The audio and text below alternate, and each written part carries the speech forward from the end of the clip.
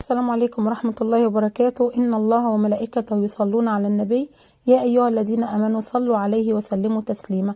أهلا بكم في قناة ساعة قلبك مع ربك. موضوعنا النهاردة عن طلب الحاجة. لو انت ليك طلب عند ربنا سبحانه وتعالى ونفسك ربنا يقضي لك حاجتك في الدنيا وفي الآخرة، تعمل ايه؟ قبل اي شيء ما تنساش تصلي على حبيبك النبي وتذكر اسم الله وتدوس لايك واشتراك علشان يعم الخير. اولا عشان ربنا عز وجل يقضي لنا حاجتنا لازم يكون عندنا يقين وحسن ظن بالله ان ربنا ان شاء الله يستجيب.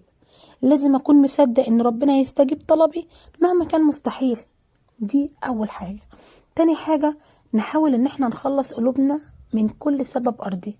اي متعلق بالاسباب الارضية نشيله من دماغنا خالص، ونحاول ان احنا نعلق نفسنا باسباب السماوات والارض بالله الواحد القهار. دي تاني حاجة. تالت حاجة، ان احنا نقضي حاجة الناس. لما حد يقصدك في حاجة ما تردهوش. لو حد عشمان فيك اكبر بخاطره. تعمل قدر المستطاع ان انت تقضيله حاجته، لان اللي بيقضي حاجة اخيه المسلم ربنا عز وجل بيقضي حاجته ويفرج عنه همه. واللي يفرج عن مسلم كربة من كرب الدنيا ربنا يفرج عنه كربة من كرب الآخرة، وما أعظمها من تفريجة. اللي بيستر مسلم في الدنيا يا جماعة ربنا عز وجل بيستره يوم القيامة ويقضي حاجته. ربنا سبحانه وتعالى هو اللي بيقضي لنا حاجتنا. يبقى تالت حاجة كانت قضاء حاجات الناس. رابع حاجة صلاة الحاجة بقى يا جماعة. النبي صلوا عليه كان إذا أهمه أمر أو فزعه أمر هم إلى الصلاة. معنى الصلاة ان انا اجري عليها، يعني بشيل كل همومي وكل الاحمال اللي على عاتقي وبذهب لربنا سبحانه وتعالى، وهو قادر على ذهاب الهم والغم وفك الكرب. اي حاجة عايزها اجري على ربنا بالصلاة. صلاة قضاء الحاجة دي يا جماعة مشروعة لكل مهموم او مكروب او اي حد عنده طلب نفسه ربنا يحققه له.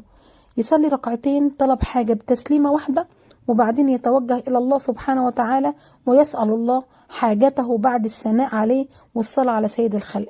النبي صلى عليه قال: من توضأ فأسبغ الوضوء ثم صلى ركعتين بتمامهما أعطاه الله عز وجل ما سأل معجلا ومؤخرا. يا الله، ربنا عز وجل يدينا اللي اتمنناه قبل كده ودلوقتي.